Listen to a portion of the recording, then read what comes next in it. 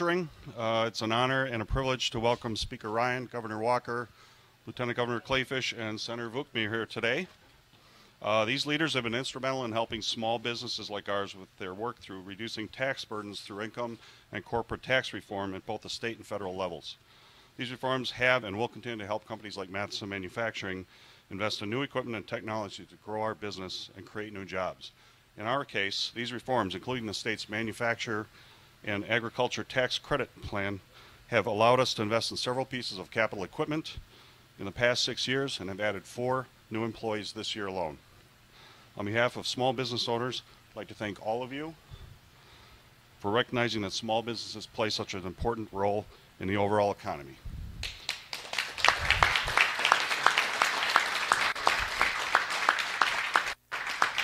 And now it's my pleasure to introduce Speaker Paul Ryan. Hey, thank you, Al. Appreciate it. Al, thanks so much. It's great to be here at Matheson. We're standing in front of a brand new machine that is going to expand your products, that you're going to hire more people, as you just said, 4 people to operate. And because of what we've done at the state and federal level, he can write off the expense of that machine so that he does more of this. This is happening all around America. Businesses are expanding. Businesses are hiring. We actually have the lowest unemployment rate in 49 years in America. We have higher wages. We just saw the fastest wage growth statistic come out just the other day in over a decade. So we are seeing economic growth. We are seeing optimism. That doesn't happen by accident. That happens because of good leaders passing good policies, making a big difference in people's lives. And so we're excited to see the success that these good policies have had. But part of the problem is we have people that have not been helping in this. That's what Tammy Baldwin's done. She has not been helping. She's canceling out Ron Johnson's votes. We need to send someone to the United States Senate who is going to stand up for our values, who is going to help move this country forward, who's going to help solve problems like we've been focusing on at the federal level, and that's what Leah Waukesha is going to do.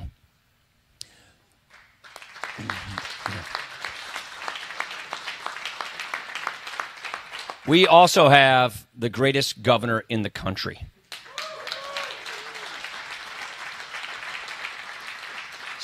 Scott Walker inherited serious problems in Wisconsin. It wasn't that long ago that we had so many of our fellow citizens struggling in Wisconsin. It wasn't that long ago where we had high unemployment, where we had deficits, where we had all of these problems. Scott Walker looked at Wisconsin's problems, and he said to the Wisconsinites, here is an agenda to fix these problems. If I get elected, I will do this. Well, he did just that. That's what's great about our governors. He said he would do what was needed to do to fix our problems, and he fixed it. We have a governor who doesn't walk away from problems. We have a governor who tackles Wisconsin's problems, and as a result, Wisconsin is doing so well.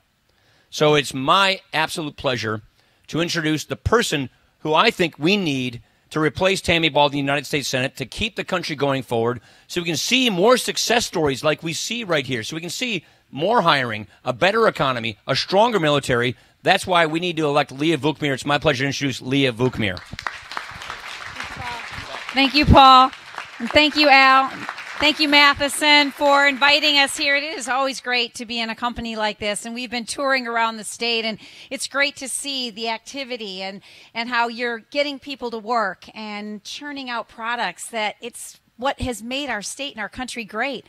And what an honor to be a part of this team, both at the state and the federal level. Look, only in America can a nurse and a military mom, daughter of Greek immigrants, go from being a grassroots activist who was merely concerned about my daughter's education to running for Scott Walker's seat in the state assembly, to then have stood with Scott and my colleagues in the Assembly and the Senate as we broke the stranglehold of public sector unions and turned our state's economy around, and now stand before you as a candidate for the United States Senate. I am thrilled and honored. We have done so much, but we've all done it together. While it may have been the vision of the governor and the legislators who actually passed the laws that have made a difference in our state, it is all of you who stood with us. And I want to thank you because we are making a difference. Wisconsin is moving forward. And at the federal level, with Paul Ryan's help and with our president, who is following through on the promises that were made in 2016, our country is stronger. Look at the numbers, 4.1% GDP. Here in Wisconsin, 8 months in a row of record low less than 3% unemployment rate. When we got into office in 2011, we had a 9.3% unemployment rate. Less than 3%. That is amazing. That is a good thing for Wisconsin. And our surplus that we have, we've given you $8 billion in tax relief. When we came into office, we had a $3.6 billion deficit. It is really exciting to see these changes. People usually say, well, then why in the world do you want to go to Washington? You've done so many great things here with these great leaders. It's precisely like Speaker Ryan said. Ron Johnson's vote is continually canceled out by Tammy Baldwin. Tammy Baldwin, I used to say, represents the far extreme of the party. The entire party is extreme. They stand for open borders. They stand for sanctuary cities. Tammy Baldwin is not afraid of that. Tammy Baldwin voted against Kate's Law. Remember the young woman in California who was murdered by an illegal immigrant, an immigrant who had been deported 5 times. We are a nation of laws. I stand with our president when he calls for building that wall and our border security. We must do that first and foremost. On health care reform, you got to believe, as a nurse, I have strong feelings about it. Who do you want to solve your health care problems? Tammy Baldwin, the career politician who's worked in the halls of government for 32 years, or the career nurse who's worked in the halls of some of our greatest hospitals in this wonderful state of ours? Look, we've got to settle it once and for all. Scott has been saying it. Becky has been saying it. I've been saying it. Republicans want people with pre-existing conditions to get their coverage. This is the lie of this election. Please, are you with us on that? You need to tell people it is the big lie. It is the big lie. The flip side is what Senator Baldwin wants. She wants a complete socialized medicine approach. It is so extreme that it doesn't even allow you to have your own private insurance.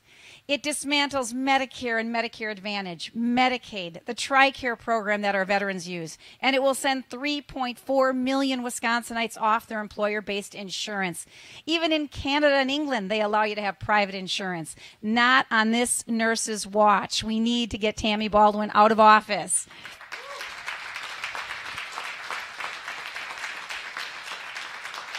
I could go on and on about the differences, and it is a pretty stark difference between Senator Baldwin and myself. One last issue, taxes. Tax and Tammy is what I call her. And it was kind of fun when the president was here to go up on stage, and I knew he was smiling when I said it because he likes to have nicknames for people. So when I said Tax and Tammy, I looked over, turned around, and I knew he was smiling. But it's true, Tax and Tammy. She has voted to increase your taxes 413 times. She has also voted against the tax cuts. That $2,508, if I'm correct, that was what the governor said, for a family of 4, $2,508 that you get to use as you see fit. We have given you that liberty to use your dollars. Tammy Baldwin voted against it. I would have voted for it. Look, my friends, like I said, the differences are very clear. I'm asking for your help. I'm asking for your support to send Senator Johnson somebody who will not cancel out his vote, to send our president somebody to join that Senate so we don't keep having tie votes. The vice president came here and he said, you know what, it is great that I have the ability to be a tiebreaker, but darn it all, would you send Leah to the Senate so I don't always have to break the ties in the Senate? So I'm asking for your help. I'm asking for your support. I'm asking for you to support our governor, our lieutenant governor, our attorney general, our state reps, our state senators. This election is all about the future of our state and our country, and we are moving forward in the right direction, and we need to continue doing that with your help, getting out the vote, your friends, your relatives, people you worship with, people that you are in civic groups with. Now is the time. We have 5 days. God bless. Keep the faith. I know you can do it.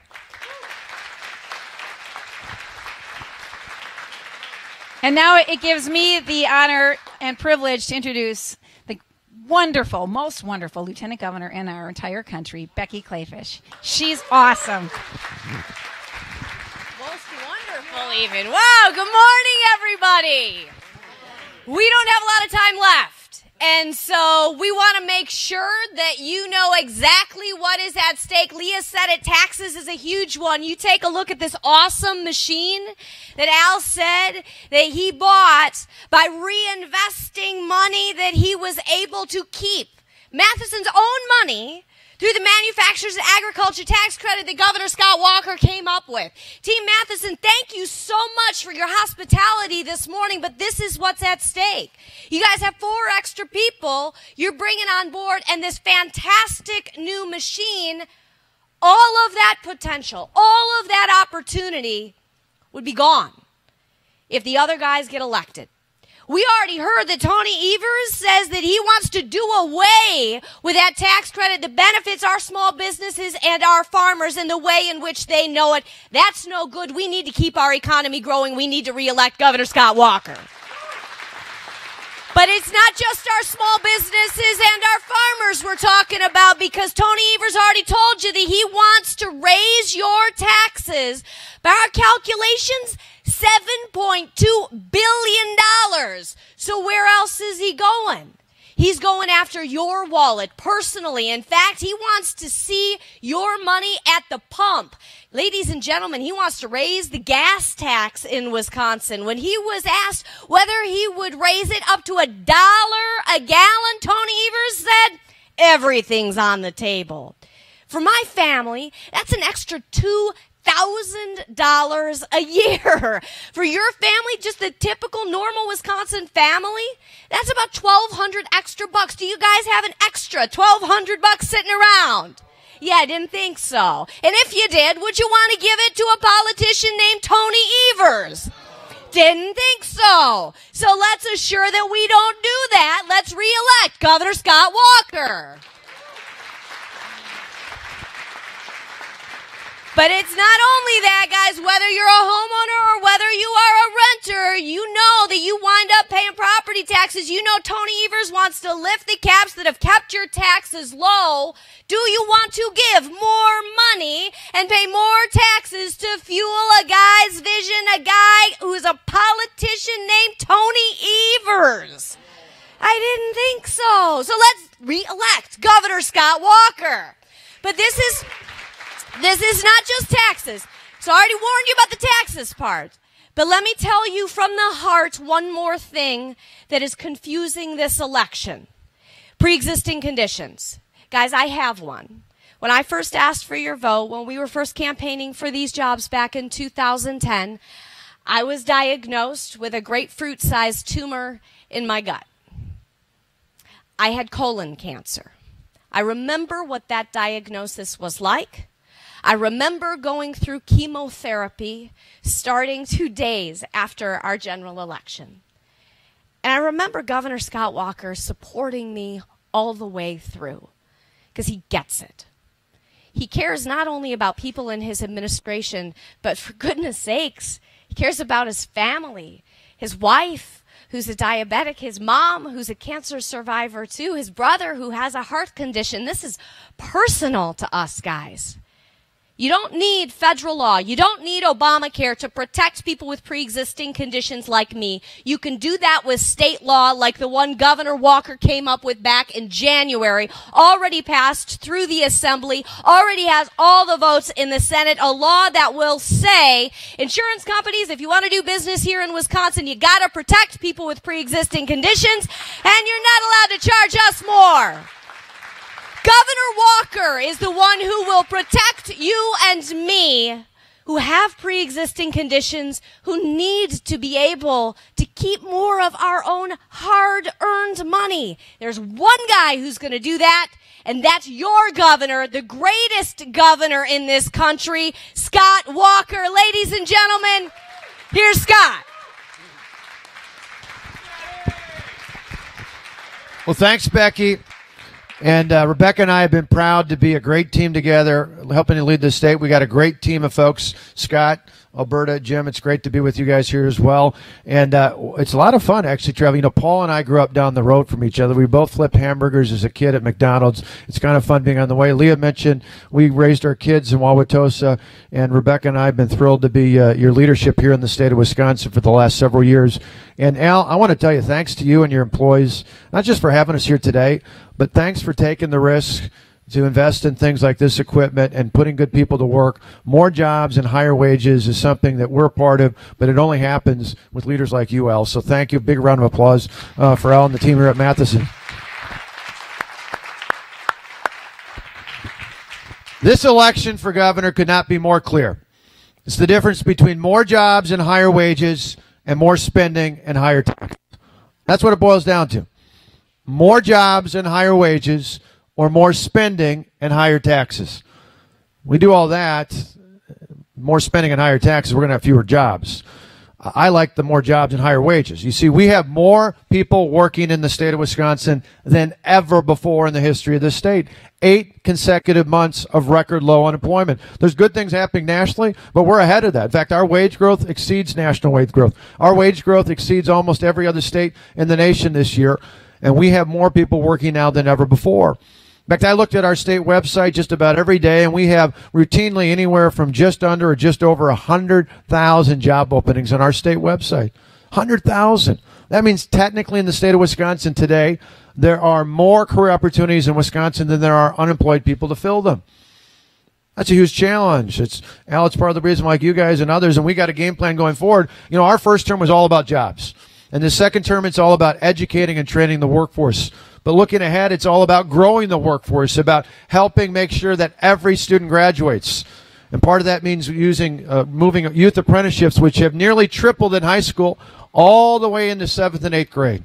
So we get our students connected to careers early on, and then to make sure that every student graduates and that every graduate stays here in the state. We want to provide for any graduate of a 2-year or more. So it could be Waukesha County Technical College. It could be the University of Wisconsin-Milwaukee. It could be a Marquette University, public or private, 2-year or more. We want to provide a $5,000 tax credit for any graduate who stays and works in the state for 5 years or more. Sound like a pretty good way to keep our graduates here? We want to break down barriers to welfare and to work. That's why we were pleased to get a waiver yesterday to put more requirements in to say if you're an able-bodied working age adult, we expect you're going to work in this state. And it's why we're actively recruiting. We're out recruiting millennials from across the Midwest. We're bringing our alumni back home. And one of the things I'm particularly proud is we're now on 16 different military bases around the world, recruiting active duty military personnel about to retire because we're the #1 state in America for veterans benefits. And we think that's a pretty compelling reason for veterans to come work here. So that'll help you grow your workforce. In fact, that's the challenge I hear nearly every day. Just about every day, employers tell me, I got jobs, I just don't have enough people to fill them. I got jobs, I just don't have enough people with the skill sets to do that. That's a pretty good challenge from what we faced 8 years ago.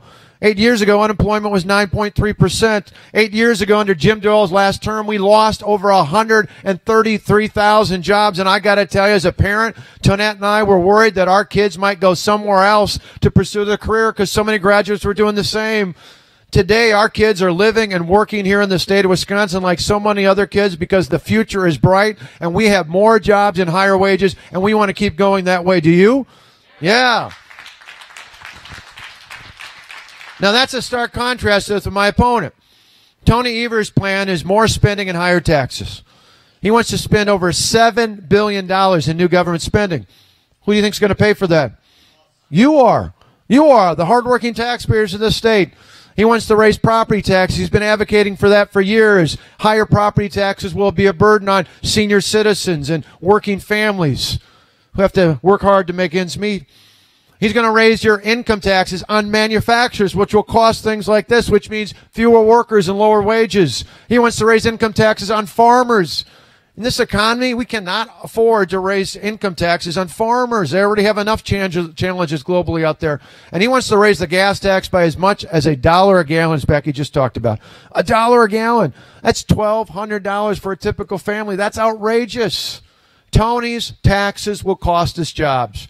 Tony's taxes are a recipe for a return to a recession in the state of Wisconsin. We went through that recession. I don't want to go back to the days of double-digit tax increases, billion-dollar budget deficits, and record job loss. I get so worked up about it, I just lose my control there. But we don't want to go back to those days, and we don't have to. But to make sure that that doesn't happen, I need your help. I need your help. Because we've seen lie after lie after lie on TV ad after TV ad after TV ad. And we saw just last Friday the biggest lie of all. You see, last Friday, who came into Wisconsin? The biggest person they could get came into the state of Wisconsin. They brought in a guy who, not me, not the Republican Party, but PolitiFact nationally Out of all the lies in the entire country, who got the biggest lie of the year a few years ago? Barack Obama. And it was the lie about health care. He said, if you like your health care plan, you can keep it. That was the lie of the year.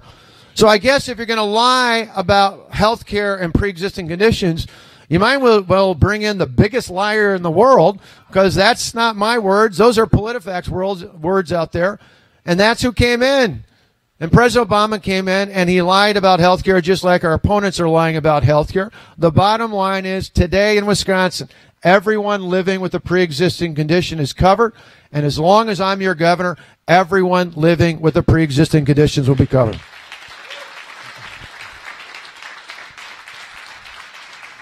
As Becky mentioned, like for a lot of you and a lot of other families across the state, this is a personal issue. Tonette, who's with me here today, is a type 1 diabetic. My mom, who lives just on the way, who's a constituent of Scott's here, my mom, 2 years ago, almost to the day, went through breast cancer. And she's a survivor, and we're proud of her for that, and we're happy about that. And my brother, who works and lives just down the way here as well, my little brother, who's no longer little, he's taller and bigger than I am, he has a heart condition. So when I think about pre-existing conditions, I don't think of nameless faces out there. I think about my mother, my brother, and my wife. Like a lot of you think about people in your families.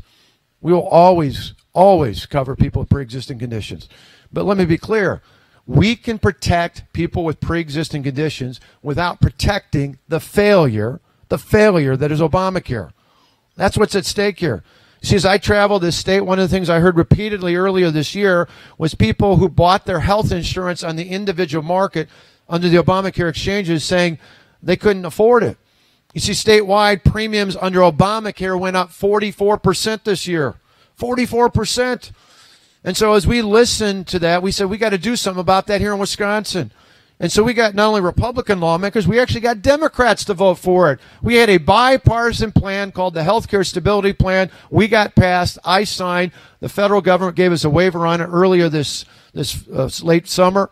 And what happened? Just about a week and a half ago, we found out, as we predicted, that health care premiums under this new plan starting in January will go down by over 4% from where they're at, by 10% from where they're headed. That's a savings of almost $1,000 in premiums. How about that for leadership?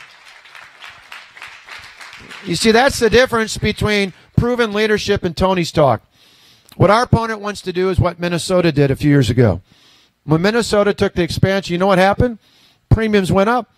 It got so bad that 2 years ago this month, Mark Dayton, the governor of Minnesota, a Democrat, said that the Affordable Care Act is no longer affordable. A Democrat said that. Why?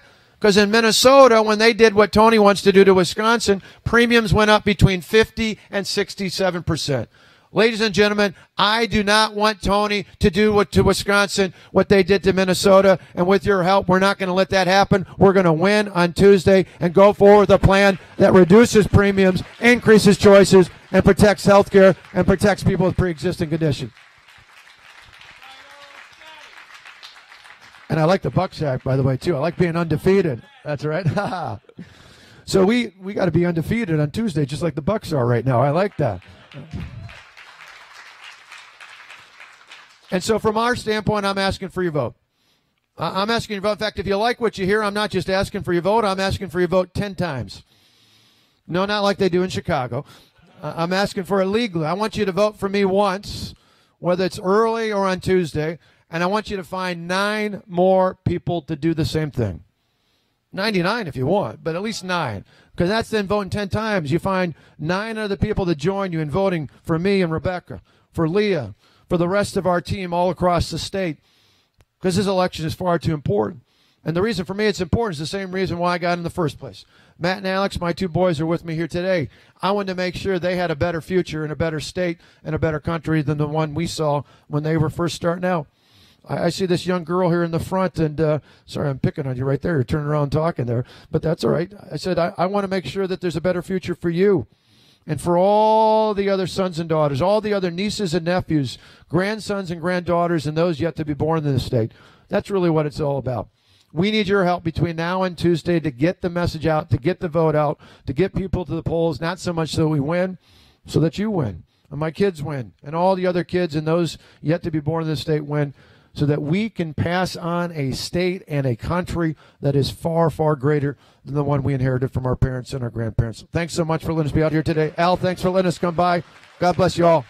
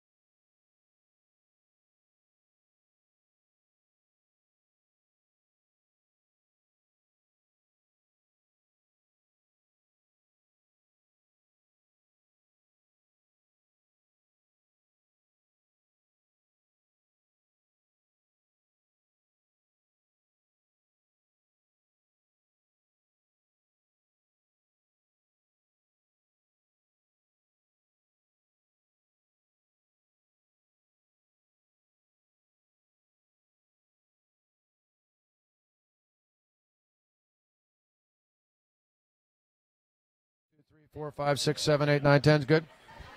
I can sing a little song for you. And on. Test 1, 2, 3, 4, 5, 6, 7, 8, 9, 10. Okay. All right. Well, great to be out. Great to be out at yet another manufacturing plant, talking to people across the state. As we mentioned, we have more people working in the state than ever before. Wage growth outpaces the rest of the country, and it's really a clear difference between more jobs and higher wages in the state versus my opponent's plan that would lead to more spending and higher taxes, and that will cost us jobs. Tony Evers wants to raise taxes on income taxes, property taxes, the gas tax by as much as $1 a gallon. That will cost us jobs. That will set us backwards. We've got a plan to keep Wisconsin working for generations to come, to keep moving forward. We've got not only more people working in the state than ever before, we've got some of the best schools in the nation. We've got lower property taxes on working families and senior citizens than before we started. And it really is a choice between moving forward. We've turned the state around. Things are much better off than they were before. We've got a plan that starts lowering premiums in January, increases choices, and we will always, always, always cover people with pre-existing conditions. As I said before, that's personal to me, as my wife is a type 1 diabetic. My brother has a heart condition, and my mother's a cancer survivor. So like a lot of families in the state, it's a personal issue, and we will always do that going forward. This is just ultimately about whether we want the state to go forward with more jobs and higher wages or go backwards with fewer jobs because of higher spending and higher taxes. 5 days till the election. Do you really think there's undecided voters out there that you're going to sway? Yeah, I do. I mean, I think the big lie out there about pre-existing conditions is something I hear about all the time. People want to know, they want to hear it directly from me, that we will always cover people with pre-existing conditions. No matter what happens in the courts or in the Congress in Wisconsin, we will codify that. The exact same language that's in the Affordable Care Act. We'll make sure that everyone living with a pre-existing condition is covered here in the state.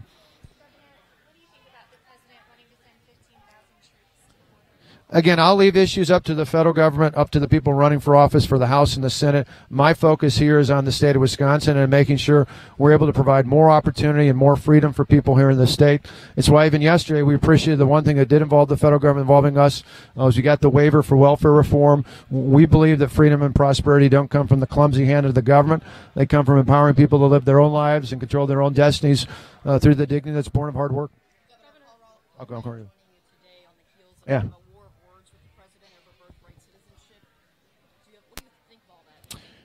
Well, Paul's here today because he's a longtime friend. He grew up down the block from me. He's a resident of the state of Wisconsin. He's here advocating for our election because he cares about his 3 kids and the future of the state of Wisconsin. I'll leave that debate up to him and others at the federal level. Closing out the midterm campaign, an ad that features a Mexican who says he killed Americans, he ties it to Democrats and to migrant caravans. Do you think that tone at the close of this race is going to help you win your election? And do you approve of it? I think the focus for us here in Wisconsin is on our message directly to the voters, which is we've come a long way together. We've turned this state around. We've got more people working than ever before. We put more money, more actual dollars in the schools than ever before. We tackled the problems with health care. We did it while still protecting people with pre-existing conditions.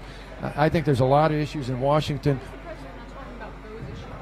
Well, again, that's what he can do at the federal level. From our standpoint, the things we talk about are the things we actually hear from people. I travel the state. My opponents have attacked me for traveling the state. I will always travel the state of Wisconsin. I go from one end of the state to the other, and the things people want to hear about is what are you going to do to help make sure my kid continues to stay and work here somewhere close to home in this community? What are you going to do to tackle health care to lower premiums and still protect people with pre-existing conditions?